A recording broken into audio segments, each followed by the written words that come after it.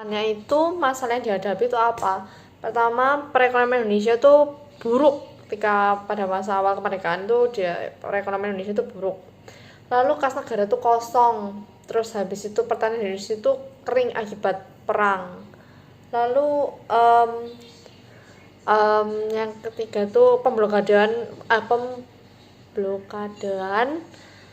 Belanda menyebabkan kekeringan dan kelangkaan bahan pangan. Lalu usaha yang dilakukan oleh Sultan ini apa sih? Sultan Hamengkubuwono IX ini menyumbangkan kekayaan sebesar 6 juta gulden.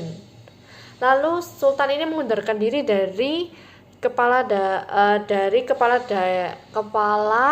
daerah DIY. Jadi dia mengundurkan diri. Dia sebelumnya tuh menjadi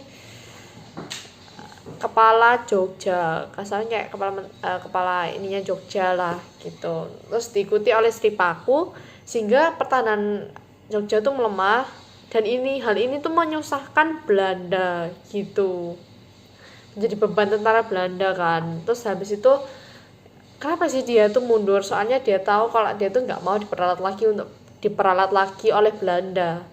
Lalu dia itu membantu pejuang Republik Indonesia untuk melindungi kesatuan Republik Indonesia. Lalu pada bulan Februari dengan bantuan kurir, Sultan menghubungi Panglima Besar Sudirman untuk meminta persetujuan melakukan serangan umum terhadap Belanda.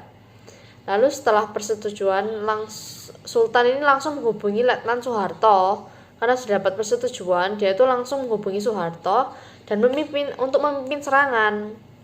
Lalu serangan itu berhasil untuk mempertahankan Jogja selama 6 jam.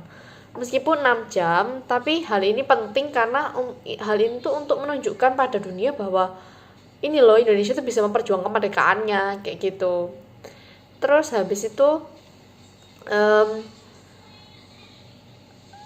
sesuai dengan perundingan Royen Belanda ditarik dari Jogja dan Belanda meminta jaminan. Terus Soekarno mengangkat Sri Sultan menjadi penanggung jawab keamanan di DIY atau di Jogja. Sultan Hamid II bergabung dengan APRA lalu menangkap Perdana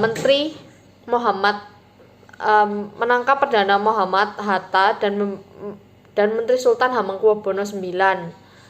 Karena Muhammad Hatta tuh mengangkat Sultan Hamengkubuwono menjadi Menteri Pertahanan, sedangkan Sultan Hamid ini ingin menjadi Menteri Pertahanan gitu loh. Terus habis itu APRA itu melakukan operasi militer umum, namun dapat digagalkan oleh TNI. Hasilnya apa? Hasil dari kepemimpinannya tuh pada tahun 1950 tuh Sultan dan A.H. Nasution melakukan perjalanan keliling Indonesia. Berkat keahlian diplomasi Sultan, kedua tokoh ini berhasil menempatkan orang-orang penduduk Republik Indonesia di setiap pucuk pemimpin daerahnya. Jadi dia bisa menata setiap daerahnya gitulah intinya. Jadi dari akhir masa kepemimpinannya itu pada peristiwa 17 Oktober 1952 Sultan mengundurkan diri dari jabatannya sebagai Menteri Pertahanan. Kenapa? Karena adanya ketidakpuasan di kalangan militer terhadap keputusan Bung Karno yang bersifat sepihak dan program reorganisasi tentara. Nah, tapi Sultan tetap melakukan perjuangan dalam bidang ekonomi dan mendirikan pabrik gula Madu Kismo.